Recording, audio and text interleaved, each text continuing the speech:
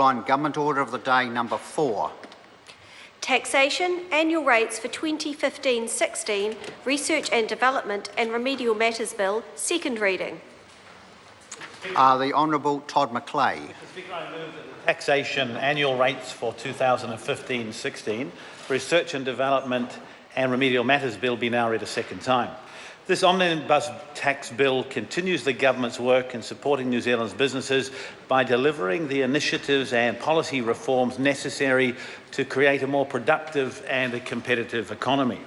At the same time, Mr. Speaker, it continues the government's focus on maintaining the tax system over time so that it remains fit for purpose. With these principles in mind, the first set of proposals are aimed at encouraging business innovation by removing some of the obstacles that the current tax rules can impose on small start-up businesses. Under the current rules, these businesses are often unable to use their tax losses in a timely way or at all because the tax rules require them to carry their tax losses forward to deduct against future income. This can be a barrier to undertaking R&D for innovative start-up companies compared with large firms which can usually offset losses against existing income streams. The bill addresses the problem by proposing to allow eligible R&D start-up firms to claim up to 28% of their losses for eligible R&D expenditure in any given year. 28% reflects the current company tax rate, and the Finance and Expenditure Committee has recommended future-proofing these provisions so that any change to the company rate in the future automatically flows through to what can be claimed in R&D losses. This cash out will be delivered in the form of a refund, and the losses cashed out will be capped at $500,000 for the first year, increasing to $300,000 over each of the next 5 years to $2 million. The proposed changes are intended to provide a temporary timing benefit only.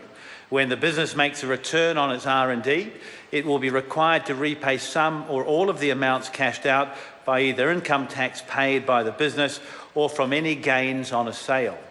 The second suite of R&D proposals is designed to relieve the problem known as black hole expenditure, where some development expenditure is never able to be deducted for income tax purposes.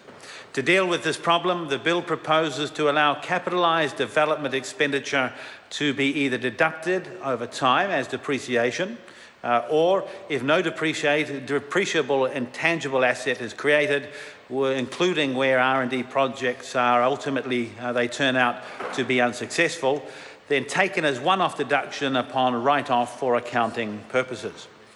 These proposed changes to the tax rules for research and development will be welcome news for our innovative start-up firms.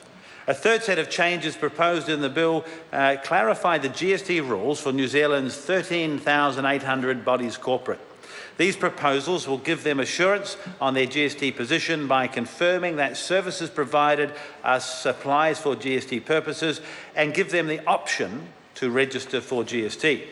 There are also several special rules to protect the tax base from adverse consequences of giving body corporates this choice. Mr. Speaker, it is important that in going forward with GST, body corporates are not able to shop the GST system when it comes to a period of time where they may have larger deductions than an ongoing GST case would be where they are registered for a longer period. The bill also includes measures to reduce the penalty burden on liable parents with child support debt. These measures are aimed at reducing long-term child support debt and encouraging liable parents in debt to better manage their child support repayments. The intention is to encourage liable parents to re-engage with their child support obligations and to strengthen Inland Revenue's ability to work with parents to regain control of their child support debt and enter repayments. Ultimately, it is about getting child support debt paid so that the money goes directly to the children who need it. This Budget 2015 initiative was referred to the committee for consideration and now forms part of this bill.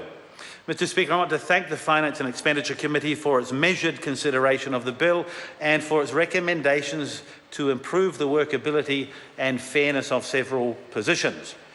For these same reasons, I wish to advise that I intend to introduce a supplementary order paper to the Committee of the Whole House, which will contain a small number of technical amendments.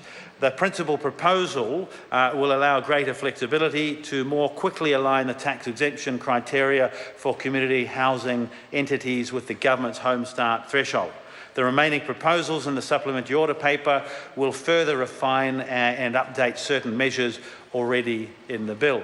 Mr Speaker, I have great pleasure in commending the Taxation Annual Rates 2015-16 Research and Development Remedial Matters Bill to the House. The question is that the motion be agreed to. The Honourable Clayton Cosgrove.